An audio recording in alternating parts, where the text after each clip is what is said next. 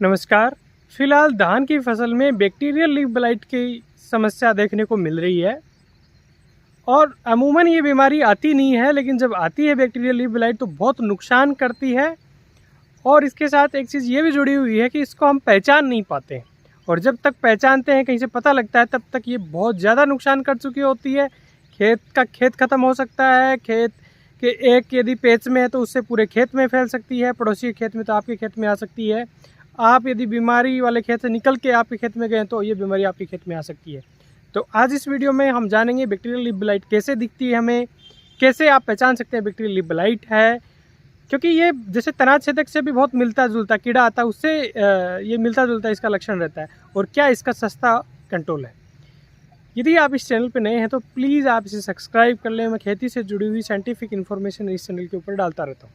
तो चलिए शुरू करते हैं। बैक्टीरियल लीफ ब्लाइट धान में किसी भी स्टेज में आ सकती है। इसमें आप देखेंगे कि पौधे आपको, जैसे अपन अमूमन हमेशा धान के अंदर नहीं घुसते रहते, मेड़ के ऊपर से निकल के जाते हैं, तो पौधे आपको सूखते हुए नजर आएंगे। आपको पौधे ऐसे लगेंगे जैसे अपने तना छेदक लगता है, तने में जो लट लगती है उससे सूखता है, उस तरह से पौधे सूखते हुए दिखाई देंगे। लेकिन जब पौधे को आप ध्यान से देखेंगे, पौधे के पास जाके देखेंगे, तो पौधे की जो पत्ती के ऊपर से वो सूखती हुई आएगी, और जो पत्ती का जो बाहरी किनारा है वो ऐसे धारी मतलब वेव्स टाइप में बन के, वेवी यानी मतलब लहरदार तरीके से सूखता है।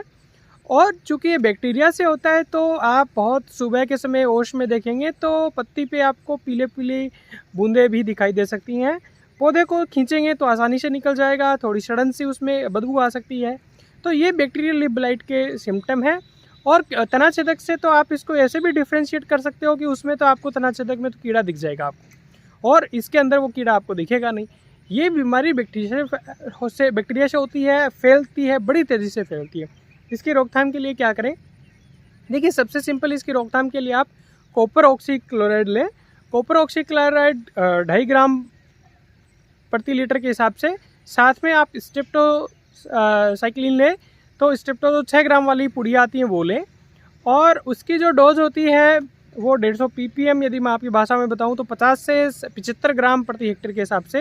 यानी आपको कॉपर ऑक्सीक्लोराइड, जो ब्लू कॉपर या किसी अन्य नाम से आता है, प्लस ये जो पीले वाली स्ट्रेप्टो की पुड़िया आती हैं, ये मिक्स करके आपको स्प्रे करना है। साथ ही आपको अन्य किसी फंगस की ज़्यादा प्रॉब्लम नज़र आ रही है तो आप इसमें, जैसे हालांकि ब्लू कॉपर ऑक्सीक्लोराइड एक फंजीसाइड है, लेकिन इसमें और कोई भी फंजीसाइड यदि एक आप ऐड कर देंगे तो वो बहुत अच्छा है। अदरवाइज़ ये कॉपर ऑक्सीक्लोराइड और स्ट्रेप्टो आप 2 ही लेके स्प्रे कर दें। यदि इस टाइम आपके तना छेदक की दिक्कत है तो आप तना छेदक के लिए जो भी अनुशंसित कीटनाशक है वो मिला के आप स्प्रे कर दें, ये आपके कंट्रोल हो जाएगा।